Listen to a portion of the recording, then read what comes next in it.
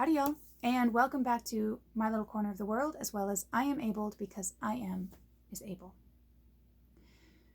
Blessed Easter week. Sometimes it's easy to take for granted Christ's sacrifice on the cross. And even when you watch amazing movies like Passion of the Christ and the Easter story, there are many strong depictions of what happened to Christ the week of Easter. All the way from Palm Sunday until his death and resurrection. There are many of them. I don't actually have any good recommendations, but there are many out there. Sometimes even when you watch really good depictions of what happened, it can be easy still to take it for granted that, well, this is what Christ was supposed to do after all. And I get that. But there was one Easter that really hit home for me. Actually, there were two, but today's story is about one in particular. It was the year that I fell and injured my neck.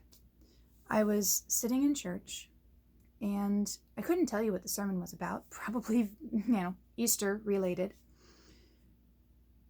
But I was in too much pain to really focus on what the sermon was saying, what the pastor was saying, anything like that.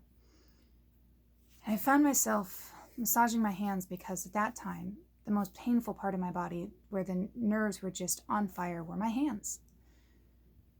I was to the point where I couldn't even pet my dogs without burning and pain, and it made me very much not want to pet my dogs, which is terrible because I love my dogs. So here I am sitting at church, and I'm in so much pain. I'm massaging my hands to try and get the sensations to come back to normal if they can, which I knew was futile, but it's still impulse reaction. I started looking at what I was doing. I noticed where I was massaging my hands. And I thought about Christ. I thought about the nails piercing his hands. And no matter what I was feeling, he felt far more abundantly than what I felt. This past year, I've been dealing with new neurological reactions where I will suddenly just be completely overwhelmed by something. And my body just shuts down, and then after it's finished shutting down and relaxes, the pain of trying to hold myself together kicks into high gear, and it's fairly excruciating. Even at my worst, I still could never fully comprehend the kind of pain that Christ went through on the cross, before the cross when he was whipped and his flesh was torn. I can't fathom the kind of agony he must have gone through for us. I don't have a choice in the kind of pain that I deal with, but Christ took this on, and he knew what he was taking on, and he did it for us. He didn't just do it to be cool or do it because he didn't have a choice. To be quite clear, since we believe he was God, he could have probably figured a way out of it if he really wanted to.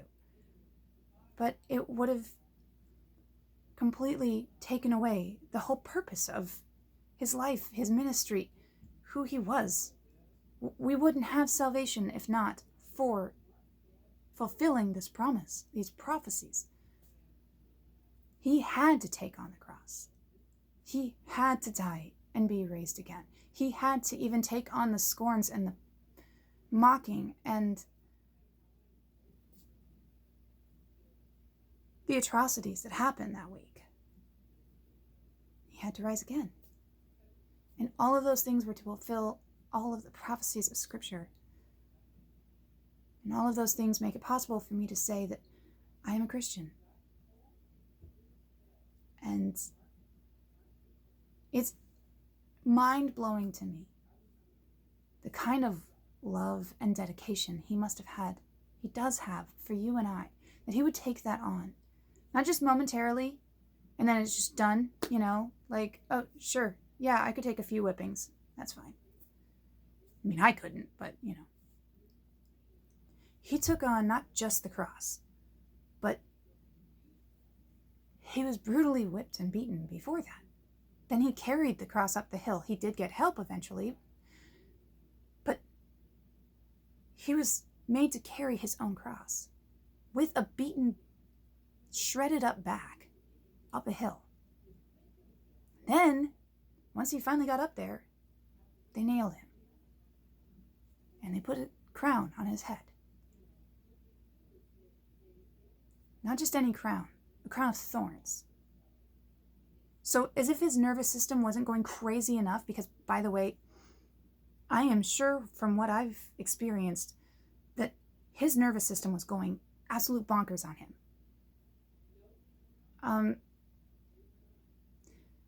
His whole system was just experiencing all of this, and then they put a crown of thorns on his head. And even if it wouldn't have been painful or too painful normally, it would have been excruciating when you're already going through everything else. Last night, somebody that I was talking to at church was mentioning how they were surprised that there weren't more scriptures in the story, the telling of Christ's crucifixion, where he was screaming in pain. And I think, after thinking about it since my discussion with him, is I think it's not so much that he wasn't in agonizing pain, but when you're in that much pain, any bit of energy, including crying or screaming, is nearly impossible. And when it is, you need to use it for the most important things possible. And your brain finds ways to delegate that. And if you're God incarnate, I'm sure he could find ways to delegate that. And for him, that was looking down at his mother and his disciples and saying, "She is yours." For him, that was saying how it was finished. And those were the more important things. I'm sure there was crying or screaming when possible, but he didn't have much energy. He was taking on everything.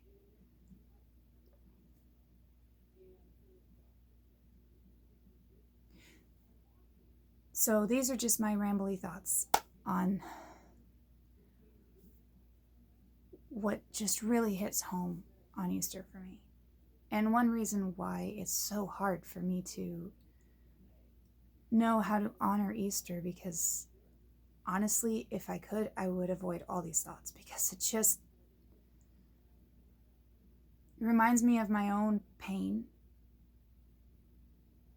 but it also makes me realize he took this on and so much more. For me, for you. Thank you for watching so far. God bless you. Blessed Easter to us all.